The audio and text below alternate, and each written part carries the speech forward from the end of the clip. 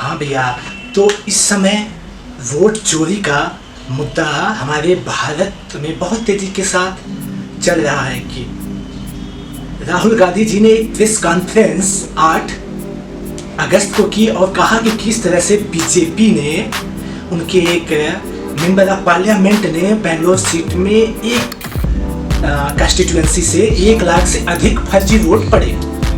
तो भैया, अगर किसी भी कंस्टिट्यूएंसी में सांसद के लिए अगर 1 लाख से अधिक वोट पड़ जाते हैं, ऐसे आम नागरिक हम सोचते हैं तो वो जीत जाएगा आसानी से। उन्होंने 4 तरीके से अलग अलग श्रेणियों में बांटा कि वोट कहाँ कहाँ कैसे अलग अलग हो गए।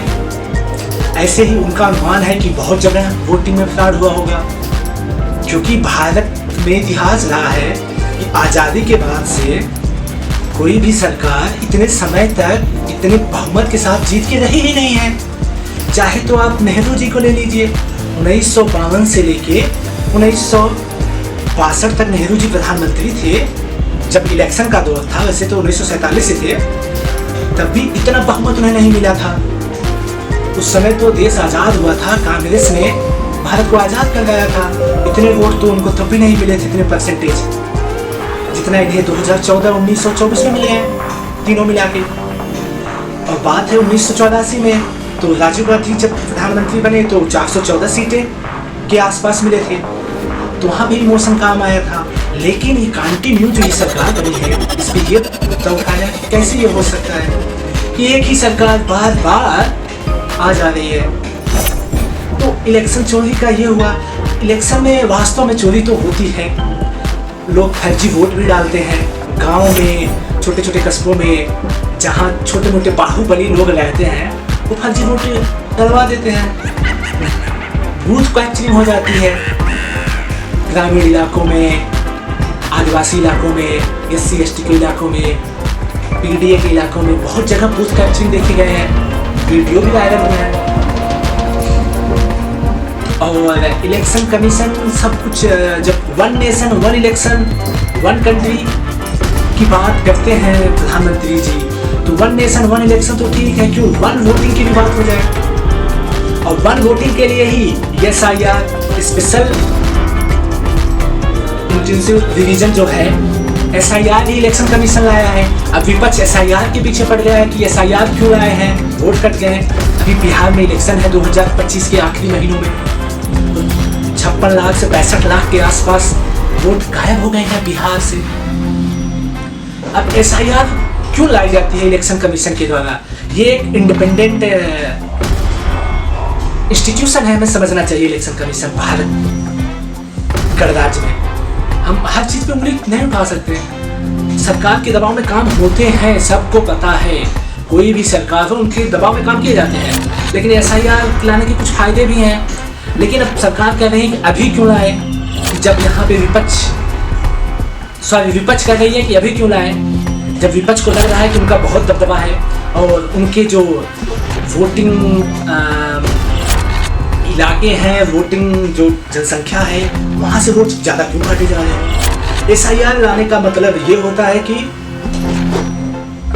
जहाँ पे एक आदमी 1 से अधिक वोट दे रहा है, मान लीजिए कोई बिहार का आदमी दिल्ली में रहता है, या तो बॉम्बे में रहता है, या तो गुजरात, या तो साउथ में कहीं भी रहता है, वो वोट दे देता है दिल्ली, वहाँ उसका वोटर ID बना हुआ, वहाँ वोट दे दिया।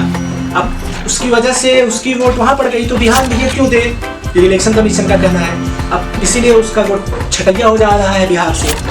अब इसमें यह भी मुद्दा उठाया जा रहा है कि अगर एक आदमी मान लीजिए दिल्ली रहता है, उसका वोट कट गया, तो क्या उसके जो परिवार के 4-5 लोग हैं, BLO को लगा होगा कि शायद चलो उनका भी वोट काट देते हैं, सब दिल्ली रहते हैं। अब वो आदमी दिल्ली कैसे रहता है, 10, 15, 20 साल से कमा रहा है, अपने परिवार का पालन पोषण कर रहा है, लेकिन ये नहीं समझा जा रहा है। और इसकी वजह से और सारी वोटें काटी जा रही हैं। ये ग्राउंड रिपोर्ट कुछ लोग बता रहे हैं, ये भी हो सकता है। तो हम हर चीज़ों को 1-2 डायमेंशन से नहीं देखना है, लगभग कम से कम 3 डायमेंशन से देखना है। एक पक्ष के मुद्दे से, एक विपक्ष के नज़रिए से, एक ऐसे हम जैसे एक कॉमन सिटीजन है, समझदार सिटीजन अगर है, उसके नज़रिए से देखना है ना। तो पक्ष और विपक्ष एक 3rd डायमेंशन से देखो भाई। तो ये भी हो सकता है कि वोट इसीलिए काटे जा रहे हैं कि शायद सरकार फिर से पक्ष वालों की बन जाए। इससे विपक्ष घबराया हुआ है कि उनके इलाके के सरकार काटे जा रहे हैं। अभी द हिंदू में एक आर्टिकल छपा था, उसमें लिखा था कि मुस्लिम बाहुल्य इलाके से ज़्यादा वोटें काटे गए। अब द हिंदू आर्टिकल जो है 1887 से पब्लिश होता रहा है, यानी जब इंडियन नेशनल कांग्रेस 1885 में बना था भैया, उसके 2 साल बाद से आया है। तो इनकी विचारधारा लेफ्ट विंग की विचारधारा है भाई। ये हमेशा बदलाव लाने की सोचते हैं। हर न्यूज़पेपर को समझना चाहिए कि ये सरकार के कंस्ट्रक्टिव क्रिटिसिज्म करते रहते हैं हमेशा। उन्होंने यही कहा कि जहां पीडीए पिछड़ा दलित अल्पसंख्यक के वोट हैं बिहार में, वहां वोटिंग कम हो रही है इनके हिसाब से। और जैसे इंडियन एक्सप्रेस हो गया और दैनिक जागरण हो गया, जनसत्या हो गया, अमर उजाला हो गया, पंजाब केसरी हो गया, इन सब में कहा गया है कि SIR लाने का यही मतलब है। तो वोट चोरी का मुद्दा इस समय पूरे देश में चल रहा है। अभी हाल ही में सारे विपक्ष के नेता संसद कॉरिडोरियम के आसपास दिल्ली में सबको हिरासत में लिया गया कि वो लोग धरना दे रहे थे। धरना अच्छी बात है, एक बेस्ट डेमोक्रेसी लोकतंत्र की सबसे अच्छी कहानी है कि आप धरना दो, कंस्ट्रक्टिव क्रिटिसिज्म करो, तभी लोकतंत्र मजबूत होगा। जितना बड़ा विपक्ष मजबूत उतना अच्छा लोकतंत्र होगा। अब कुछ लोगों के दिमाग में ये चल रहा होगा कि सरकार क्या बदली जा सकती है, जो NDA की भी हाल ही में सरकार है। तो भैया सरकार बदलने के लिए सबसे पहले होता है कि बहुमत से कम लाया जाए, यानी 273 सीटें चाहिए लोकसभा में बहुमत के लिए, तो 273 से कम लाया जाए। अब 273 से कम कैसे लाया जा सकता है? तो भैया नीतीश की जो पार्टी है और चंद्रबाबू नायडू की पार्टी है, अगर वो पार्टी सरकार से अपना हाथ हटा ले, अपने को पीछे कर ले और विपक्ष में मिल जाए, तो विपक्ष की सरकार बनाई जा सकती है अभी भी। ऐसा हुआ था 1979 में, जब मोरारजी देसाई की सरकार वापस चली गई थी, कांग्रेस ने मिलकर सरकार बना लिया था 1979-80 में। तो ये किया जा सकता है, ऐसे होते हैं। 1990 में भी हुए हैं, 1996 से 98 के बीच में भी 2-3 बार ऐसे हुए हैं भैया। तो अगर किस दिमाग में यही चल रहा होगा कि सरकार कैसे हटेगी, तो सीधी सी बात है साहब, विपक्ष को चाहिए कि इनका जो तालमेल है उसको तोड़ा जाए।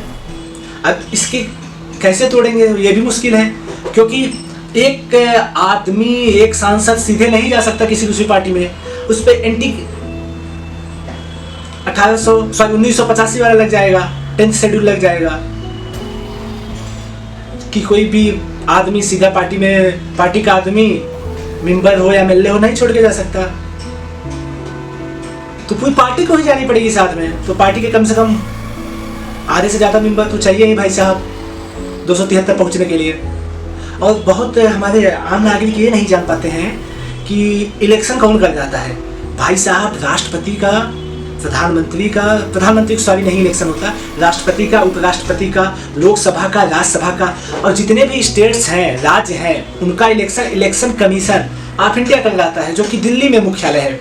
और जो ग्राम पंचायत के इलेक्शन होते हैं, म्यूनसिपालिटी के इलेक्शन होते हैं, इन सब का भैया चुनाव स्टेट इलेक्शन कमीशन करवाते हैं। जितने भी स्टेट्स हुए हैं, कश्मीर से कन्याकुमारी, अरुणाचल से गुजरात तक, वो सब करवाती हैं। तो ये समझना होगा, कहीं कहीं पे भी अभी इलेक्शन भी आने वाले हैं ग्राम पंचायत के और म्यूनसिपालिटीज के, तो ये चीज़ें हमें देखना होगा। अब हलफनामा देने से और साइन करने से चीज़ें तो नहीं बदल सकती, सरकार भी नहीं गिराई जा सकती। आम आदमी को समझना होगा भैया कि करना क्या है। भाई तो एकदम निष्पक्ष होना, तो इस पार्टी से उस पार्टी से जो मुद्दे चल रहे हैं उस पर बात कर रहे हैं।